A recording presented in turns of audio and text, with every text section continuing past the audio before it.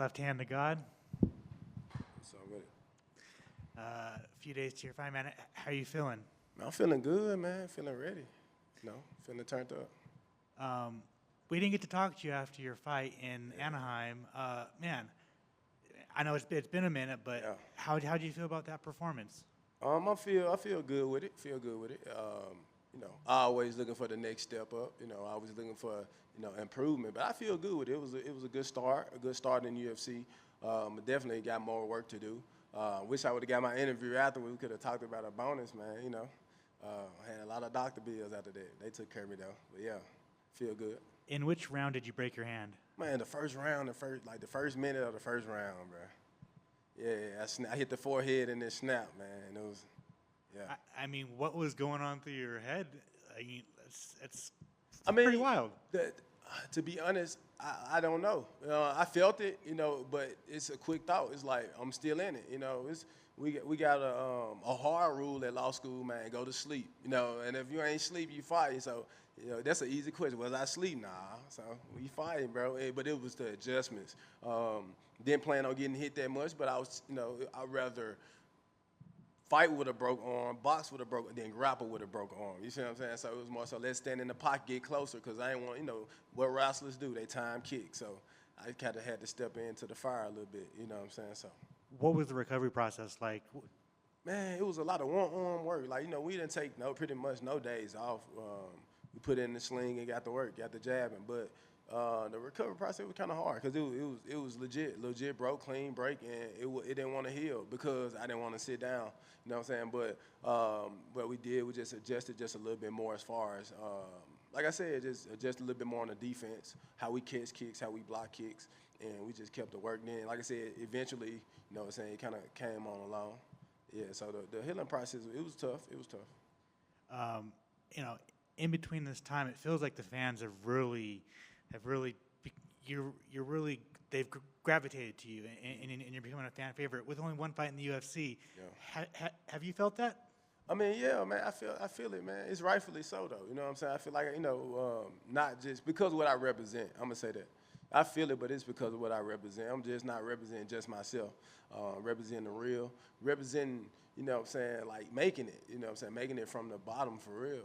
Literally the bottom, we talk about resources all the time. That's the word of the year for me, man. Coming from Memphis and making it to the UFC is a big deal, a very big deal. Coming out of law school, coming out a gym. So, yeah, it's a very big deal. Awesome. Obviously, you're supposed to fight Udo's medic. He pulls out. When you get this new opponent, does anything in your training change? I mean, to be honest, it do. Because, it'd be different that we just, we just fight. You got to respect every guy you get in the cage with. And I'm the type of guy that, you got the fighters that just go out there and bang, and the guys that don't think too much about it. But you got the guys that's overly intellectual about the sport, and they worry too much, so them nerves and everything get them. And I'm that type of guy. But so I do go off a lot of calculations, bro. We do a lot of game planning. So when they switch up the opponent, I'm just used to it, bro. I'm just used to the pressure, bro. And like I said, I'm not afraid of what this sport come with. You know what I'm saying? So I'm that guy that have intellectually understood what this sport is. So So with that being said, what do you think of your opponent? What I think of him, man, I think, man, to be honest, I think he a well-rounded guy. He looked good, like I said, left hooking, you know what I'm saying? It's going to be a good fight, and I need to feel him, you know what I'm saying? I'm the type of guy to where if I see something, it looks slow, but I'm like, you know what I'm saying? Like, I want to feel it. I'm the type of guy to where I'm a fan of sports and fighting, but I'm also a fan of getting in there and learning, because the thing about this opponent is, yeah, he's a switch up, but this guy could be a beast, you know what I'm saying? And he's a hungry dude. This his first. He want to make a statement, you know what I'm saying? So I got to kind of step back and respect his goals and what he coming with. This is his opportunity. So that's where, where the pressure is for me. I humbly accept. On paper, it's a very fun fight. Both of you guys like to come for the finish. Do you see a finish in this fight? I never see a finish in fights because when you become a finisher, you fall in love with finish. You don't want to be in the fight, man. So it's like, man, you got to kind of get to that point to where you're like, okay, I love fighting. So I purposely not see the finish. Now I see it when I get in the fight. So if you in break, they let you in my corner and you get in the corner, you say, hey, did you feel it? I'm like, yeah, I see it now. I'm like, I see it. But I like to wait till I get in the fight and I see the openings and stuff like that. But I feel like a lot of times that finish that you're looking for don't exist. So when you get in the fight, there'll be a game plan that don't work. So you got to be able to make those and fight to just find a finish in the fight. So, yeah, I don't want to assume that he going to get hit with the straight. You know what I'm saying? I don't want to assume that. So, yeah. A lot of fighters that come off the Contender Series, they fight in the Apex for several times, and then they go to an arena. Mm-hmm. Your first fight, you fought into a sold-out arena. Yeah. So coming back to the Apex, coming back to the building where you got your contract at, does that phase you at all, or is it whatever? It definitely fazed me because it's more pressure, man. This is where it started for me. So it's more, but I get a walkout song. I get a little nice announcement this time. You know what I'm saying? So it's just it's all pressure. It's all the same because the Apex, you'll have a problem with the crowd. You know what I'm saying? Which it was cool. So it's just more so everything is a learn as we go. You know what I'm saying? So it's gonna be this actually is a new experience coming out in the Apex.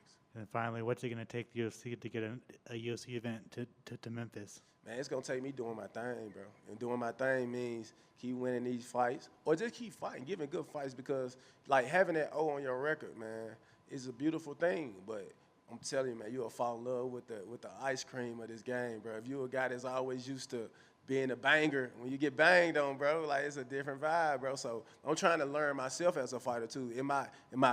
Can I take getting banged on? You know what I'm saying? Can I take it? And that's why I'm so interested in it, happy for this fight because he look like a banger, bro. So I feel like, man, can I take getting banged on? But it's gonna take me keep getting in that ring and not just winning, but performing and actually being a fight that, man, they want to see win or they want to see lose. You know what I'm saying? I don't want to be friends with the fans. I don't care. You know what I'm saying? I just want to come here and basically just represent the best way I can possible. And however way it's translated their way, man. Awesome. Thank you, bro. For sure. Danny, over here. So of course, you never want to lose a fight, but I just want to hear your thoughts on how important is it to be an undefeated fighter? Because we see some guys, they get their first loss and they kind of have to go over this mental hurdle. Mm-hmm. I know my amateur record don't count, and I'm finna probably not answer your question, but losing was the best thing that could have happened to me, and I see the lesson that I learned. I didn't have to learn it, though. So that's why before every fight, the lesson was, what can I learn from a loss? You know what I'm saying? And it's nothing to learn from a loss, you know what I'm saying, if you're taking care of all your business and everything that you're doing. But it's one of them. If I say I try my best to ignore the O, because I feel like once you that's why it creates more pressure. But I know the strongest ones is those that break and rebuild. So it's like, man, I focus on in my camps, man, not protecting the O, but learning as many lessons as I possibly can. You know what I'm saying? So humbly being undefeated is me saying, bro, this is real sport. This is real fighters. These are real people. They have real dreams. They really want to beat you. You know what I'm saying? So, and like I said, man, even if you fighting a guy that you're 10 times better, you fighting guys that you're 10 times better than and beating, but what about when you step in the ring with a guy that it's a hit and a miss? Meaning that if y'all fought 10 times, he'll win 5, you'll win 5. So that's how I feel. When I fight that guy that's hit and miss, it's it's a banger. But I feel like, man, I try my best to ignore the zero as much as possible. So I ain't gonna sit here and cock him like, man, I'm undefeated. Because I always, and I'm gonna shorten it up, I always think about if I fought me. And I know how I am. I know if you sleep on me, bro, you gonna sleep on me, bro. You gonna go to sleep on me, bro. That's how it is. So I just respect every fighter, every man that do this sport. I agree with Alex that the diehard fans, they do have a lot of respect for you, but the mainstream fans have not caught up. I still think you're one of the best kept secrets in the division. So while you're still fine-tuning your craft, is it nice to kind of be under the radar and just work on yourself, or are you ready for that level of attention and added respect? No, man, definitely, bro. I'm scared of them fans more than anything, bro. Them fans get you in trouble, bro. And that's why I love the supporters. But man, I'm really not the guy that care too much about fans at all, bro. Only because it's it's gonna happen. If I keep working, it's about what you do. And what people do is they forget it's about what you do, and they focus too much on the fans, focus too much on, because sometimes fans can hype you up a little bit. Sometimes fans can distract you from their work, you know what I'm saying? So, like me, I just let fans do what they do. They're more so neutral in my book. Like, you know, I don't care if they like me or don't. You know, it's more so like, you know what I'm saying, what am I doing? You know, what am I doing, though? Because I can be out here and suck, and they're like, I don't want the pity. Then I got pity, you know what I'm saying? If I'm winning, I got, you know what I'm saying, these people that love me because I'm winning, but when I'm losing, I got these people that's, you know, I ain't going to say the word, but they, you know, crapping on me. Then the guys just giving, man, you know, you're a good fighter. So, yeah. So that's why I don't believe in apologies after losses to fans, because it's like, bro, you don't know what this is at all. Zero. Some fighters don't know what this is. Some professional fighters on lower levels don't know what UFC is at all. And you kind of touched up on it before, but being a guy that does get a lot of knockouts, how important is it to let it come more natural than try to force and be like, I got to go in there, I got to take his head off? Or because when you go in there, it's important, because that's what fighting is. Like, that's the art of it. It's more so you trying to force something, you lose the technique. You lose the position. You lose the range. And that's what the balance really is. The balance is really staying composed. And the composed way of striking is just not hitting hard, but hitting right. So I feel like the finishes is found in you actually dissecting it and, you know, actually, you know, breaking down the opponent that's in front of you. And that's what mixed martial arts is. So I feel like it's very important to, let the you know, finish find you find the finish, or let the finish find you. Don't force it, because like I said, you giving it away most of the time when you force it.